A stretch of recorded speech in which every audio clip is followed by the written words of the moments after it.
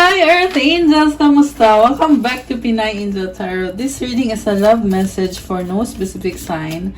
This is for anyone kahit ano man ang zodiac sign ninyo. General reading to kaya maaaring mag-resonate o hindi. Pero pag nag-resonate, comment nyo para alam ko. Kamusta kayo guys? Tingnan natin ang connected na energies sa'yo sa love life mo. Okay, mamaya aalamin din natin kung anong feelings ng person mo. Comment person para alam kung nanonood kayo. Okay. So, kuha din tayo ng oracle messages. By the way, kung kailangan nyo ng gabay, kunyari nag-resonate ito at kailangan nyo ng more information, you can book a private reading with me. Tingnan nyo na lang sa description box. Message nyo ko sa social media or sa Viber or sa WhatsApp para mas mabilis. Ayan. Okay. So, ang unang mensahe is signs and dreams. Wow. Watch out for signs leading you to true love.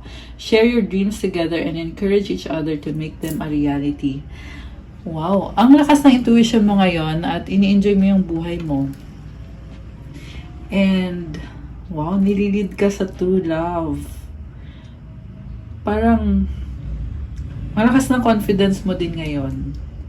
Okay. Ang ganda naman, parang in-enjoy mo talaga yung life mo. From the tarot, overall energy is Page of Cups, opportunity, excitement, and happiness. Pwede din tong communication. Okay, ang focus mo ngayon, Six of Swords, moving towards calmer waters. Merong disagreement or argument kayo, pero umiwas ka na, nag-move forward ka na. And yung iba sa inyo guys, meron tumalikod. Ano? What crosses you is the Lovers. Oh my gosh, malaking desisyon. Ano kaya nangyari dito? Meron kang tatalikuran. Sa nakita ko marupok ka eh. Alam mo yon, parang ibig sabihin very intense nang nararamdaman mo. Kasi nga, sobra mong mahal yung taong yan. Pareho kayo mutual naman, mahal yung isa't isa. Okay. Ano kaya to? Merong tumalikod. What lies below is Ten of Swords. Merong nagtapos na cycle. Parang pagod ka. Or, ayan, puyat. Possible din to na kasi new moon ngayon guys eh. I mean, kakatapos lang ng new moon. So, mukhang merong cycle na napakahaba pero sa wakas tapos na yan. At magkakaroon na ng bagong opportunity para magsimula ulit. What lies above is Two of Cups. Oh, wow, nice. Ayun naman pala eh. May kasunduan kayo ng taong yan. Mutual understanding, possible na soulmate mo yan. Oh, wow. Merong magde-date or magkikita. Ayan. Very romantic na energies. What lies behind is the Hanged Man. So, dati parang nagdalawang isip ka sa taong yan. Kasi binag-aaralan mo mabuti eh, kung tama ba yung mga naging desisyon mo, kung tama bang mahalin yung taong yan. Pero ngayon, nag-iba na eh. Nag-iba na yung energy. Sa near future, Queen of Wands. Parang balang araw, nakita ko na iniisip mo, balang araw, magpapakasal ako sa taong yan or magiging ready ka rin para mag-commit sa kanya for a long-term na love connection. At sa ngayon kasi parang, oo, mahal mo siya, mahal niyo isa't isa, pero hindi pa dumating sa point na yung ilalaban mo talaga yung connection niyo. Pero dadating din ang panahon na magiging ready ka. Ayan. Yan ang sinasabi ng intuition mo. And then, energy mo ngayon, Seven of Cups. Ang daming options na tinitingnan mo. Iba-iba. At very exciting. May nakita ko dito na may mga pinag-aaralan kayo. Ayan. Yung person mo naman, the World card. So, parang nagbago siya. Merong nagtapos. May iba sa kanya eh. May nagbago. Possible din na nag-travel, baka umalis. Kaya, yung atensyon niya naibaling niya sa ibang bagay. Baka LDR kayo at merong possible na separation or distance. Okay. Mutual energies, Ace of Swords. Oh my gosh. Parang merong katotohanan na ipaglalaban mo. Okay. Outcome, 8 of Wands. So, andun pa rin yung communication, pero feeling mo ngayon, hindi ka sure kung anong susunod na mangyayari or kung magtatagal ba kayo. Or kung, alam mo yun, kung mauuwi ba sa kasalan yung connection nyo. O doon nakikita mo kasi yung sarili mo na balang araw, gusto mo mag-settle down kasama yung taong yan. Mukhang marami ding nangyayari dito sa connection na to. Maraming ganap. Kaya nag-iisip ka, parang ina-analyze mo ano ba yung mga nangyari, parang pinaprocess mo yung mga bagay-bagay. Okay, mag-clarify tayo guys. So, ano tong exciting na bagong energy? Okay. Bakit excited ang viewer natin? Possible din na magta-travel kayo guys. Kasi ito once is also about travel. Merong dagat, diba? Baka overseas, sa ibang bansa yung travel. Okay. Not necessarily. Yung iba kasi hindi naman ganun kalayo. Pero ayan, posible merong travel. So, 3 of Swords, 10 of Cups, and the Chariot. Merong problema, pero aayusin mo. Masaya ka sa taong yan, pero hindi perfect ang lahat eh. Parang sinaktan ka ata niya, kaya ito. Or binetray ka niya. Pero, temporary problem lang yung lumabas dito guys. Hindi yan pang long term. So, wag mong masyado stressin. At nakikita ko din dito na magkakaroon din ng movement or ng changes. Kasi, parang sinasabi ng soul mo sa'yo na kaya mo yan, ilaban mo, or lumaban ka, wag kang sumuko. And, itong Chariot kasi, wow, nakataas yung sword mo dito, oh. So, it means na talagang paglalaban mo kung ano yung happiness mo. Okay, ano ba yung problem dito? Ano kaya yun? Oy, tumalon. Balik natin. So, may nakita kong blessing. Okay, ang problem, nagbago ba yung person mo? Parang stress siya. Or hinihintay ka niya. Hinihintay ka ng person na to bago yung energy niya. Pero nag-overthink eh. 3 of Pentacles, 10 of Swords. May partnership dito, pero may nagbago talaga. Andito na naman yung 10 of Swords. Kanina andito din siya. So, mukhang may hinaharap kayo sa relationship nyo na bagong challenges or bagong cycle. 6 of Pentacles, andun pa rin yung feeling na responsibilidad nyo ang isa't isa bilang merong connection dito eh. So, connected pa rin kayo. Ayun.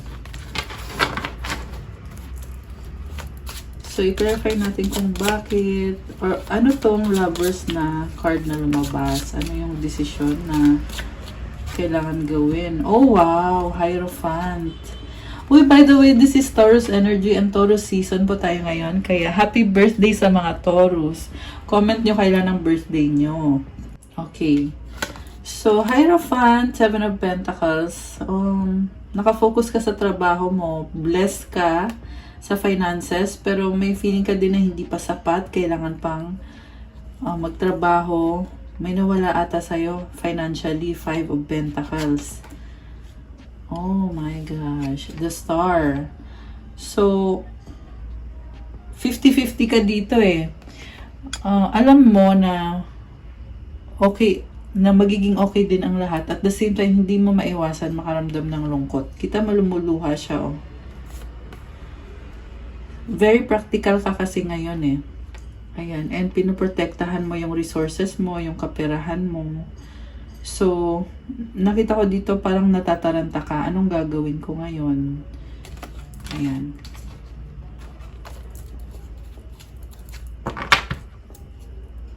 Two of Pentacles. 50-50 ka eh. Ayan, nagdadalang isip. Merong black and white. So, mukhang dahil sa financial losses, kaya ngayon nagdadalawang isip ka anong gagawin mo. Kailangan magdesisyon, malaking desisyon ang kailangan gawin. At may nakita ko dito guys na hindi matutuloy na plano. Ayan. Hindi matutuloy na plano, pero babawi ka. Babawi ka pa rin sa dulo. So, tingnan natin.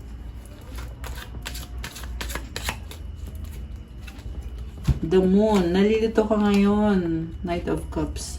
Parang feeling mo may balakid sa relasyon nyo. Ace of Pentacles. Pero, may bagong simula naman. Ibig sabihin, kung ano man yung maging desisyon mo, meron ka pa ring other options. Okay.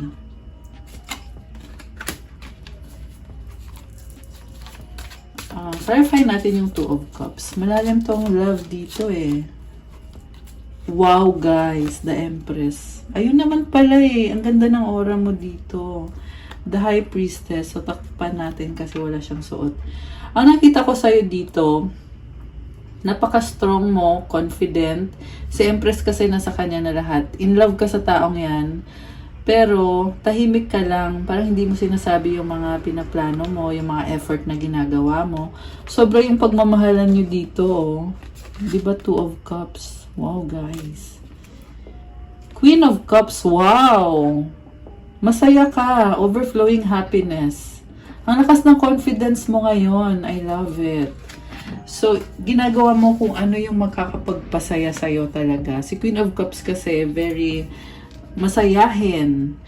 And, ang lakas din ng intuition mo. Kita mo yung third eye niya, nakabukas. Ayan. So, hindi yun ibig sabihin makakakita ng kung ano-ano. Hindi ganun yun.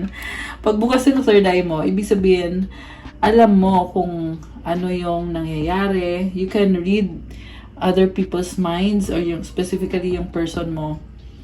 And overflowing with happiness ka rin. Okay. Sobra naman pala yung love dito eh. Possible din yan na ito yung person mo. Kung ikaw si Empress, siya si Queen of Cups. So, ibig sabihin, ikaw yung happiness ng taong yan. Okay, tingnan natin yung next card. Page of Cups. Okay, ito na nga yung opportunity, excitement, Six of Cups, King of Wands. Wow, guys! Ang nakita ko dito, namimiss mo yung person na yan or namimiss nyo isa't isa. And ito naman siya sobrang attracted sa'yo at gusto niya talagang, alam mo yun, gusto niya talaga i-pursue yung relationship nyo or yung connection nyo. Siguro mas younger ka sa kanya. Ayan, kasi energy ng bata to eh. Ito, bata din yan. Or baka merong anak na involved. Pero ang energy kasi na feel ko dito, parang excitement, happiness, ayan, attraction, ayun. So, anong balak ng person mo? Anong balak? Temperance, Seven of Wands, okay. Parang tinatry niya mag-adjust sa'yo, pero may boundary siya eh. Nag-clash ba kayo recently? Kasi nakita ko dito, ayan o, parang nag-aaway sila. Pero, tinatry niyang kumonek sa'yo at mag-adjust sa'yo. Temperance is about patience and give and take. Sharing, helping each other, supporting each other. Nakabukas din yung intuition niya. Oh. So, iniisip niya na dapat magkasundo tayo ngayon para tumagal yung relationship natin. May nakita nga lang din ako sa kanya na ayaw makipag-usap sa'yo or merong ayaw sabihin sa'yo. May mga limitation siya. So, parang nahihirapan siyang sabihin yon kung ano yung limitation na yun. Eight of Swords. Overthinker pala to eh. So, may hawak na rooster. Ibig sabihin nito guys, ayan, may sistema siya. Parang hindi siya makagalaw, pero tinatry niyang maging brave, maging strong, at tinatry niyang lampasan yung problema ninyo. Yung iba sa inyo, problema niyo is communication. So, posibleng hindi siya nag-open up fully kasi parang may sariling mundo yung person ninyo. So, siguro yun yung simula ng misunderstanding ninyo kapag nafe-feel mo na may sarili siyang mundo, hindi mo siya maintindihan. Siguro ang ma-advise ko lang sa mga ganyang sitwasyon guys, read between the lines. Ayun, ibig sabihin, hindi kailangan sabihin lahat-lahat, intindihin mo, unawain mo siya. Ayan. Kasi siya, mukhang ganyan din naman yung ginagawa niya sa'yo. Inuunawa ka niya, nag-a-adjust siya sa'yo. Okay. So, i-clarify pa natin. Ito, gusto lumabas ng card na to eh. Ace of Swords and the Emperor. Oh my gosh! Galit yan! So, meron nga talagang nag-away confirmed. Kasi dito sa cards na to, parang pinapakita niya na may galit. So, sa totoo lang, normal lang naman yan guys eh, na hindi kayo magkakasundo or may magagalit sa inyo. Hindi naman ibig sabihin nun na tapos na. 'Di ba? Hindi naman ganun yung relationship or yung love connection. Siyempre, depende pa rin siyempre sa kung ano yung gagawin niyo or paano niyo i-handle yung relationship. So, parang nagka-counseling tayo ngayon. Kasi, nakita ko kasi dito sa person mo na talagang nabibigatan siya or nadadown siya. May Black Numen card siya eh. Ayan, this is a card na parang it symbolizes na, yun na nga, nagsastruggle talaga siya. Isang reason din yan na parang na-ignite yung anger dito. Okay. Ace of Wands, Judgment. Oh! Ayun naman pala, may bagong simula. So, hindi maalis na magkaroon ng fear or ng takot kasi bagong-bago to eh. Pero blessing to guys, itong bagong simula na to. So, I feel like in the long run, maayos nyo yan. Strength. Ayan, minamanifest ka pa rin niya. Although hindi siya masaya, nagtitiis siya. Ano kaya? Yan yung nakita ko eh, nagtitiis siya. Parang meron kang offer sa kanya na tinanggihan niya. Page of Swords, Curiosity, Ace of Cups. Okay. New beginning. So, 7 of Cups, 9 of Wands, Knight of Swords. Okay. Parang ino-overthink nyo, ino-overanalyze nyo yung mga nangyari. Mabilis at biglaan tong energy na to. Communication. Siguro, masakit ba siyang magsalita? Or, kasi yan yung, nakaangat yung sword nyo. Parang yan yung nakita ko. May sasabihin siya na offensive sa'yo. Or baka ikaw may sasabihin ka or may sinabi ka na na-offend siya. Ayan. Next card, the Death. Ayun na nga. Hindi masaya. Kasi parang, I feel like nakita mo yung totoong ugali niya eh. Na, ay, ganun pala siya.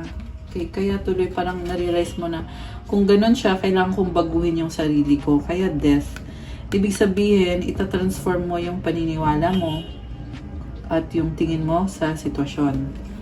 So, kaya pala merong curiosity. I feel like kinikilala mo pa yung person na yan. Hindi mo pa siya lubos na kilala talaga. Nag-a-adjust pa ata kayo sa isa't isa. At the same time, nakikita ko dito na blessing din naman yon kasi ina-adjust mo yung sarili mo eh. Siguro habang tumatagal, nakikita mo yung mga ups and downs or mga strengths and weaknesses ng taong yan. Siyempre, kung gusto mo ng long-lasting relationship, kailangan mag-adjust. 4 of Swords. So, ito, kinakalma mo yung isip mo. Ayan.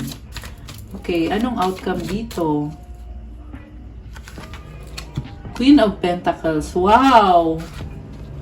Alam mo sa huli, uunahin mo yung sarili mo eh. Nagkikare ka pa rin sa kanya. Oo, mahal mo pa rin siya. Justice. Oh my gosh. Alam mo, nakita ko dito, strong ka sa totoo lang. Kahit na may time na may conflict sa inyo ng person mo, pero kayang-kaya mo sarili mo. Kaya mo din ipaglaban yung sarili mo at magkaroon ng justice. Nagdadalang isip ka, actually tumalikod ka dito eh. Kayang-kaya mo siyang talikuran. Pero dito naman lumabas na tinatry mo buksan yung isip mo na baka nga part ng process to. Na ganun talaga. No. 9 of Pentacles, mag-isa ka dito. So, kayang-kaya mo, oo. Independent ka, may freedom ka. Pero, syempre, naiisip mo pa rin siya. Kita mo yung mga ibon-ibon dyan. Ayan. Also, this is abundance din. So, ibig sabihin, pag hindi kayo nag-work out, marami ding blessings na papasok. Pero syempre, hindi natin hinihingi yun. Ayan. Again, depende pa rin yan sa mga desisyon na gagawin nyo. The Fool! Wow! Taking the leap of faith. So, ito na nga yung susunod kong tanong kung ano nga ba. At nakita ko dito na magre-risk ka pa rin para sa taong yan. Mahal nyo naman ang isa't isa eh. Medyo confused ka dito. Kita mo may mga stars. Pero again, it's all about taking a risk na kumbaga, let go of all your fears and go with the flow lang. Na parang siguro pakiramdam mo para kang tanga kasi hindi mo alam kung anong susunod. Pero gagawin mo pa rin. Kasi yan yung calling para sa'yo or yan yung purpose mo. Yan ang gusto mong gawin. Ayun. 10 of Wands. Ayun na nga. Ito na nga. Nasistress ka eh na i-risk ko ba talaga to? Pero ayan, pabalik-balik ka, Knight of Wands. Pero sa nakita ko guys, mukhang gagawin mo pa rin. Siguro, you need to calm down. Tanggalin yung mga negativity sa isip mo. Yung burden na yan, tanggalin mo yan sa isip mo. And it takes conscious effort talaga para, alam mo yun, para mas maging more positive yung tingin mo sa sitwasyon, especially kung paano ka mag-isip. Anong outcome dito? The World, Wheel of Fortune. Wow! 6 of Wands. Oh my gosh, the Tower. So again, lumabas dito yung travel, victory and success, pero merong tower sa dulo, kaya I feel like napakalaking pagbabago. Not necessarily travel ha, kasi sa iba, merong cycle na nagtatapos, may mga lesson learned. Ganun yun sa iba eh. And, alam mo, napakalaking pagbabago nitong paparating naman ngayon na energies kasi may tower eh. So, nakaka-overwhelm. Ayan. Kaya lumabas yung tower. Siguro na-overwhelm ka. Pero, at the same time, syempre, andun yung feeling na fulfilled ka, successful ka. Kasi dito si 6 of Wands, this also means victory. O, diba? Ang galing. White Numen. Oh my gosh! Guys! Wedding commitment. Ayan. Pwedeng wedding to. Pwede din naman commitment. Ayan. So, minamanifest mo to eh. So, these are very positive energies. Ayan. Congrats! Kasi tinanong ko anong outcome. Ito yung lumabas. I love it! 7 of Swords, 9 of Swords, ayan, merong pag-overthink na, merong something na hindi mo pa naayos sa isip mo eh, na pinag-aaralan mo pa. Okay, connected sa desisyon na kailangan gawin. Mabigat, merong mabigat. Mukhang connected pa dun sa conflict na lumabas kanina. Kung dati okay na okay kayo, ngayon, bumaliktad. Kaya ka nabibigatan. Kasi parang feeling mo, okay naman kami, pero bakit ngayon biglang ganito? Ayan, pero tingnan natin yung susunod. The Hermit, the King of Pentacles. Kailangan mong ayusin muna yung mga bagay-bagay. And I can sense na magiging okay din naman lahat. Kasi maparaan ka. Ayan, the Sun, new beginning, leadership. Wow, guys! Ayan, happiness and positivity. Ang sinasabi nandito is, hindi perfect ang lahat, pero mas lamang pa rin yung positivity. Ngayon siguro parang nalilito ka, paano ba ako magsisimula? Yan yung mga nafe-feel ko. Pero, hindi pa yan ending ng love story mo. Yan ang mga mensahe sa reading natin ngayon. Kuha ko kayo ng mga messages. Anong gustong sabihin ng person mo sa'yo ngayon? Anong gustong sabihin? Emote, iyak, luha. Oh my gosh! Selfish. So, ito yung mga energies na connected dito. Pwedeng ikaw din to na umiiyak, ano? Merong emotional eh. Selfish. Siguro kaya selfish kasi iniisip mo yung sarili mo. Ayan. So, siguro, you need to calm down. Problems, burden. Okay. Oh, wow. Mahal kita. I love you. Okay. Mahal na mahal nyo ang isa't isa. Walang pag-asa. Ayan, merong nadadown talaga. Okay. Umaapoy. Ayun naman pala eh. Guys, umaapoy love, passion.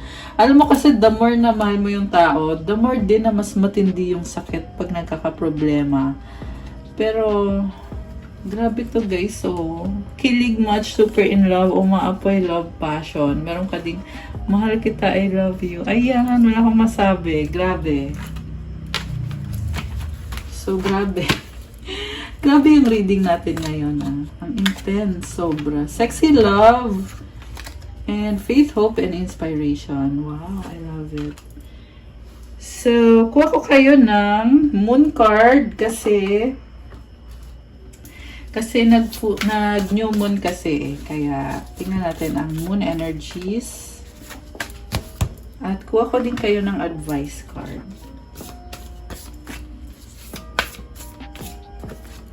Okay. A new start is coming. New moon. Ayun. I love it. Ito, kakasabi ko lang new moon tayo eh. So, ayan guys. I-claim nyo na yan. New start is coming. So, remember na last month nagkaroon ng solar eclipse. So, medyo mabigat na pagbabago. Tapos, ito ngayon, tapos na yung mga energies na yun eh. So, ito bagong simula na. Wow! Love it. And next card, your hard work is paying off. New moon in Capricorn. Oh, I love this. Ibig sabihin, may blessings lalo na sa work mo or sa finances mo. Kung ano yung effort na ginawa mo, nagkakaroon na ng blessings ngayon. Wow! So nice! At may new start is coming ka pa. Ayan. Advice para sa'yo, creative blocks. If you are an artist of any kind, you can offer all work to the divine, making it God's alone. I offer this for the highest good to benefit the planet. Release me from any blocks and restrictions. May this serve all who need. Mukhang may problems, pero i-offer mo daw yan kay God para sa ikakabuti ng lahat. I-pray mo na ma-release ka sa mga blocks or sa mga negativity. Ayan, kailangan i-process mo yan guys. Mag-pray ka and mukhang meron ka ding matutulungan ng mga tao. Ayan. Okay guys, that's all for our love message for tonight. Thank you for watching. Please like the video, comment kung nag-resonate ba or kung ilang percent nag-resonate. Kung 100%, kung 50% or kahit 5%, okay lang, i-comment nyo pa rin para alam ko. And kung nag-resonate kayo and kailangan nyo ng gabay, pwede kayo mag-book ng private reading sa akin. Message nyo lang ako sa mga contact details ko nakalagay sa description box sa ilalim ng video na to. So, ayan, meron akong Facebook pero mas mabilis pag sa Viber or sa WhatsApp. Ayan, tingnan nyo na lang po dyan yung mga contact details.